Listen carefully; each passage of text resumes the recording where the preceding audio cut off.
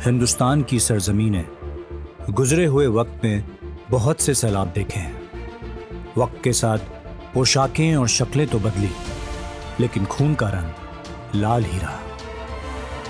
इस मिट्टी में खून से लिखी एक दास्तां छत्रपति संभाजी की हत्या की है। बादशाह औरंगजेब के इशारों पे जिस तरीके से इस हत्या को अंजाम दिया गया था, उससे यह साफ था कि यह राजनीति के साथ साथ एक व्यक्तिगत फैसला भी था। हिंदुस्तान के इतिहास में ऐसा उदाहरण ना इससे पहले देखा गया था और ना ही इसके बाद देखा गया।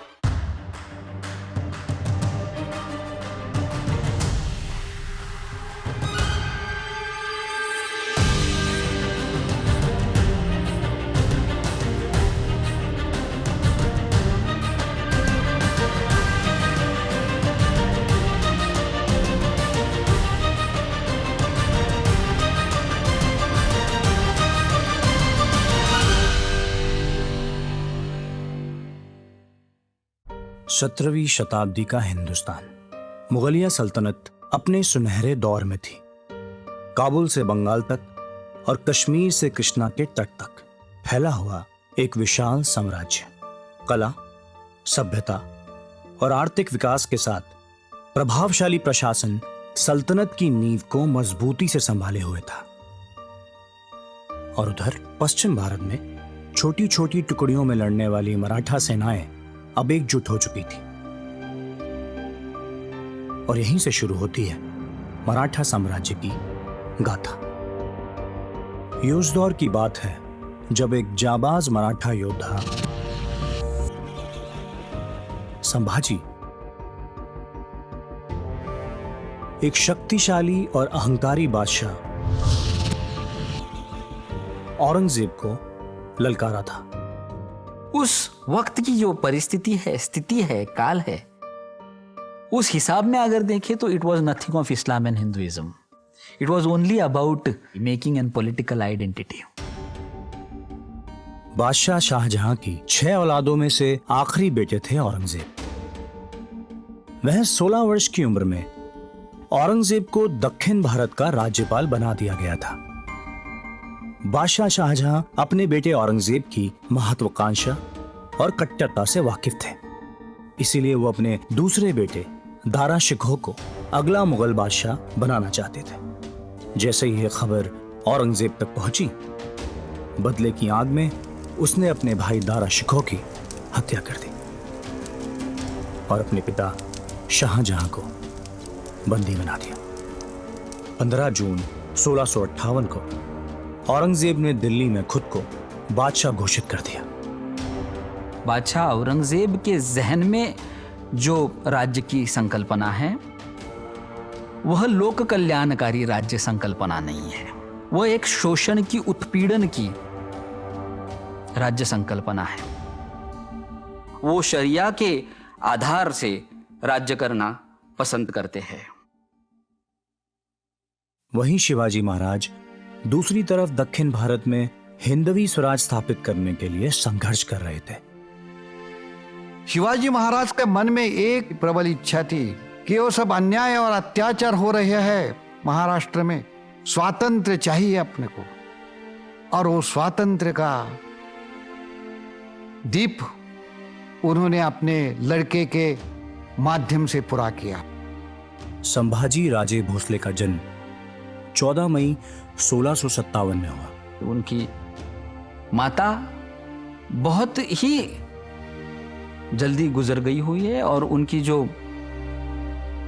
स्टेप मदर है उनसे उनकी ज्यादा बनती दिखाई नहीं देती है। दरअसल संभाजी की सौतेली मां रानी सोयराबाई अपने बेटे राजा राम को छत्रपति बनाना चाहती थी और उसके लिए संभाजी को रास्ते से हटाना जरूरी था।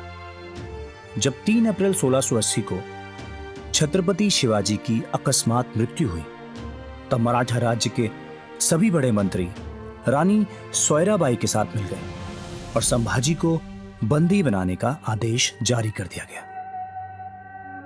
इस साजिश की खबर संभाजी को वक्त रहते मिल गई। उन्होंने 20,000 सिपाहियों की फौज के साथ रायगढ़ के किले पर चढ़ाई कर दी।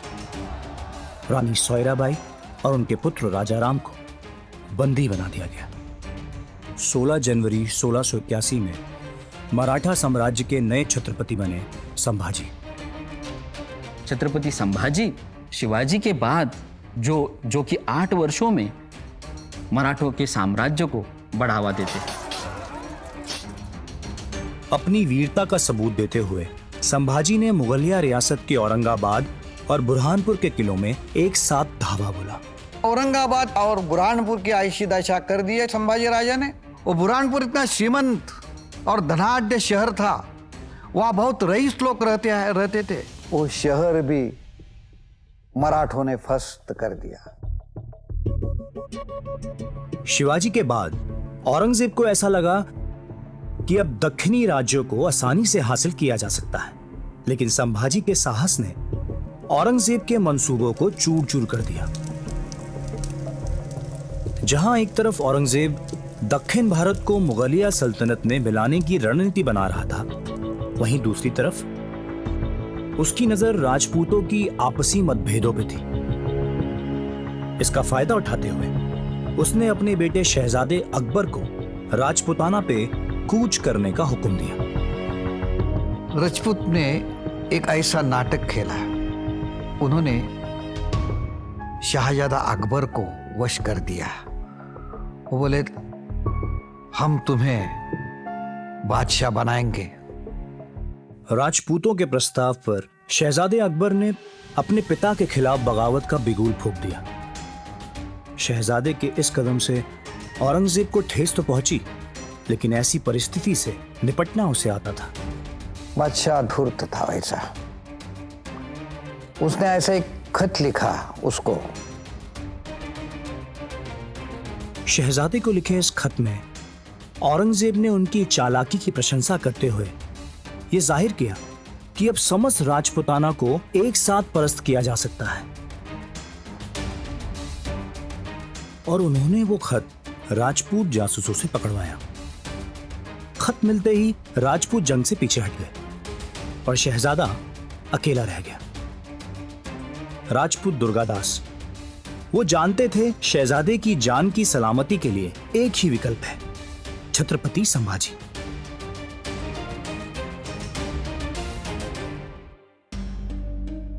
औरंगजेब के खिलाफ राजपूत और मराठा कंधे से कंधा मिला के खड़े थे। औरंगजेब के समय में जब जजिया का प्रश्न उपस्थित होता है और बहुत सारे हिंदू मंदिरों की अवहेलना होती हुई दिखाई देती है, इसलिए राजपूत मराठों के साथ हाथ मिलाते हुए दिखाई देते हैं, नई राजकीय स्थिति उत्पन्न करते हुए दिखाई देते हैं। परिस्थितियों को देखते हुए संभाजी ने शहजादे अकबर को अपने राज्य में पनाह दी। Sambhaji also wants to show the other Deccani powers that yes, all the things are in my hands. यही दिखाने की चेष्टा शायद संभाजी ने की होगी कि देखो मुगलों का जो बादशाह है, जो नेक्स्ट इन रैंक है, no I am dealing with that into the Deccan. Aurangabad और बुरहानपुर में हुई लूटपाट से औरंगजेब पहले से ही परेशान था और अब उनके बेटे अकबर को शरण देकर छत्रपति संभाजी उन्हें दोबारा चुनौती दे रहे थे। शाहजादा अकबर अपने बाप को खत लिखता है। जब वो खत में लिखता है, वो बुरहानपुर दक्कन की भूमि में है, वो संभाजी ने उद्ध्वस्त कर दिया है। औरंगाबाद पिताजी आपने अपने नाम से बनाया है ये शहर, लेकिन संभाजी के दहशत से वो पिघल गया है। अपने बेटे शहजादे अकबर की बगावत और संभाजी की हिमाकत से तमतमाया हुआ औरंगजेब फौरन दक्षिण की तरफ रवाना हुआ। 5 सितंबर 1681 में औरंगजेब बुरहानपुर में दाखिल हो गया। वो दक्कन के लोगों को हमारा शाही वैभव दिखाने का है।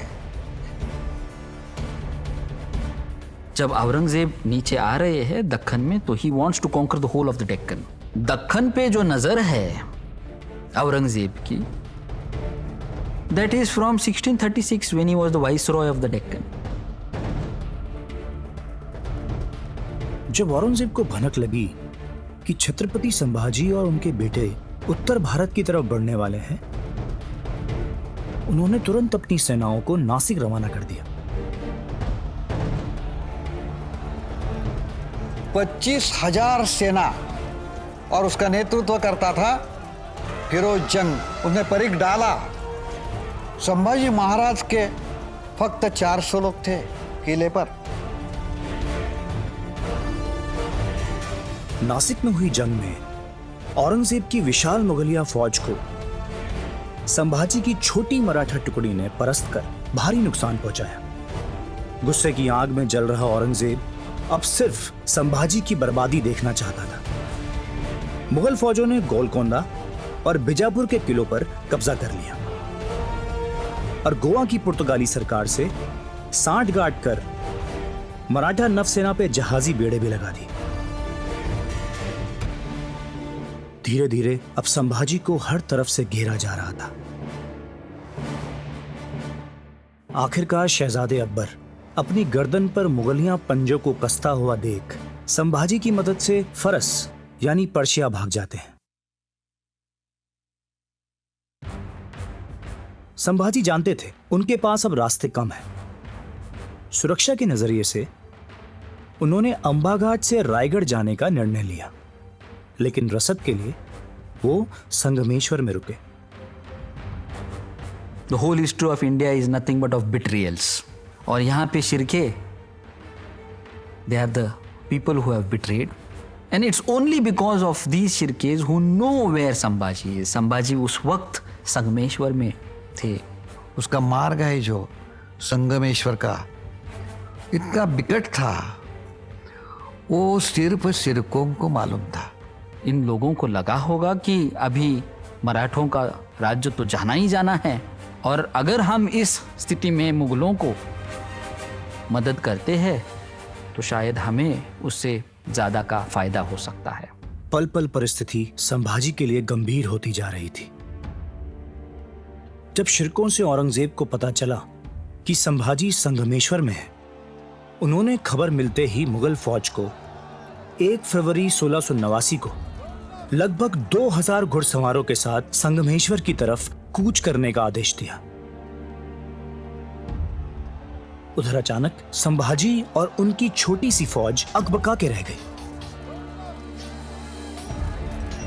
मुगलिया फौज को पास आता देख छत्रपति की सुरक्षा में तैनात चंद सैनिकों ने मुगल सिपाहियों का बहादुरी से सामना किया, पर वे सब जानते थे कि 2000 मुगल सिपाहियों के सामने संभाजी को बचाना नामुमकिन था।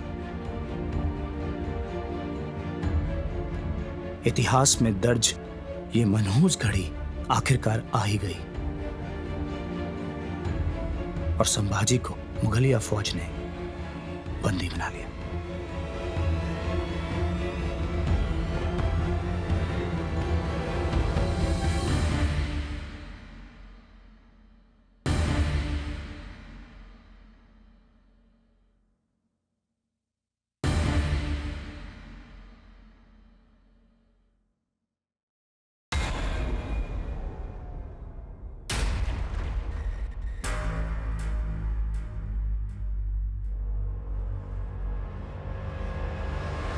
एक फरवरी 1689 के उस दिन छत्रपति संभाजी राजे भोसले आखिरकार गिरफ्तार हुए।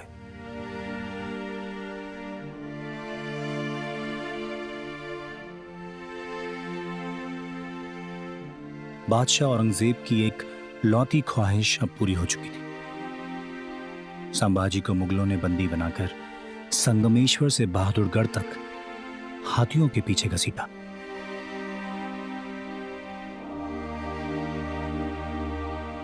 लोग भाले से टोचते थे, पत्थर फेंकते थे, थूकते थे, ऐसे ढिंड निकाले।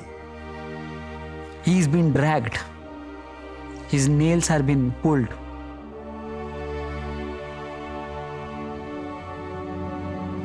जंजीरों में जकड़े उनके शरीर से खून रिसता रहा। संभाजी को पता था कि मौत आसान नहीं होगी। औरंगजेब का जुनून देखना अभी बाकी था। औरंगजेब ने फरमान जारी किया, संभाजी को खत्म करने से पहले इतनी तकलीफ दी जाए जो इंसान के बर्दाश्त से बाहर हो।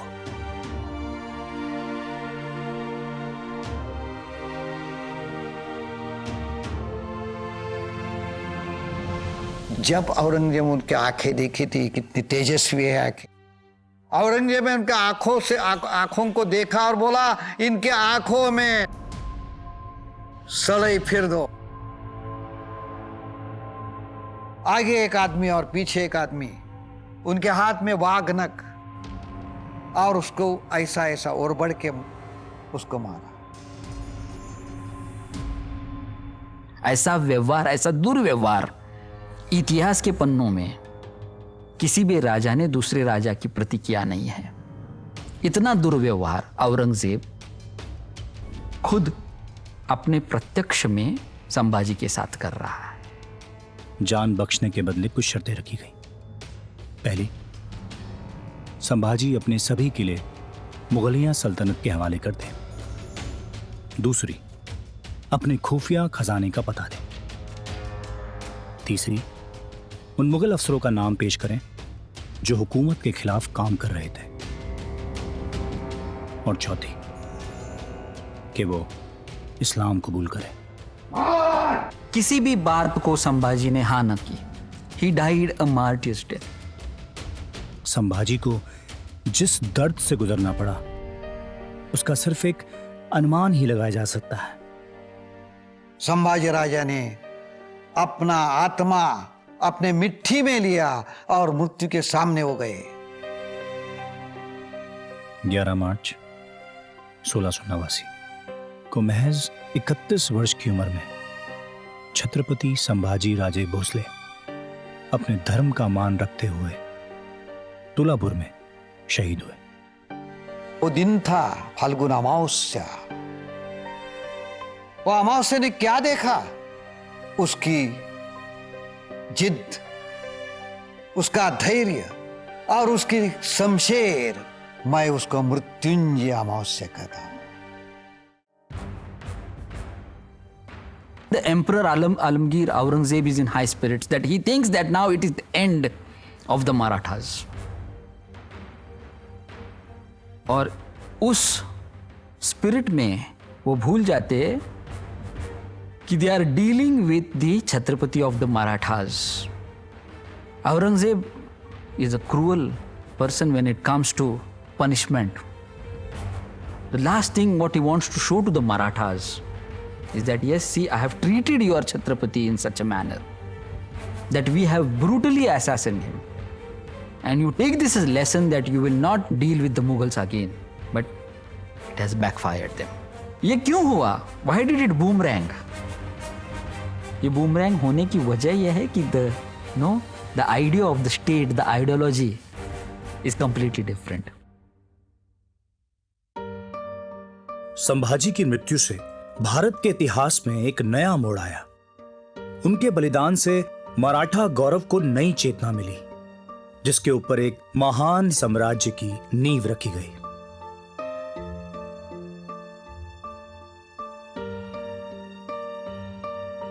संभाजी महाराज के हौतात में से महाराष्ट्र में एक स्वातंत्र युद्ध निर्माण हो गया।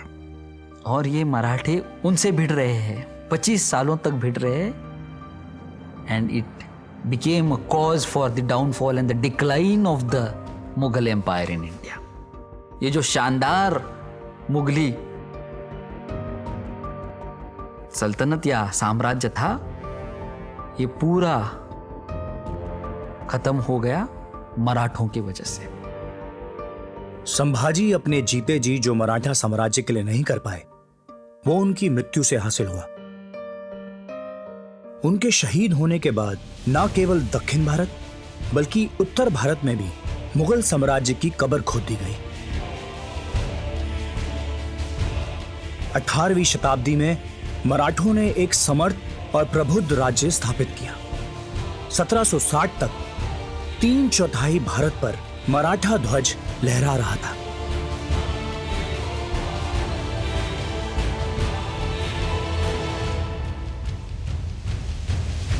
औरंगजेब और संभाजी के संदर्भ में हमें यह देखने को मिलता है कि जब जब किसी इंसान ने दूसरे इंसान की जिंदगी को जिंदगी नहीं समझा और इंसानियत के दायरे को तोड़ा, तब तक उसका सिर्फ विनाश हुआ है।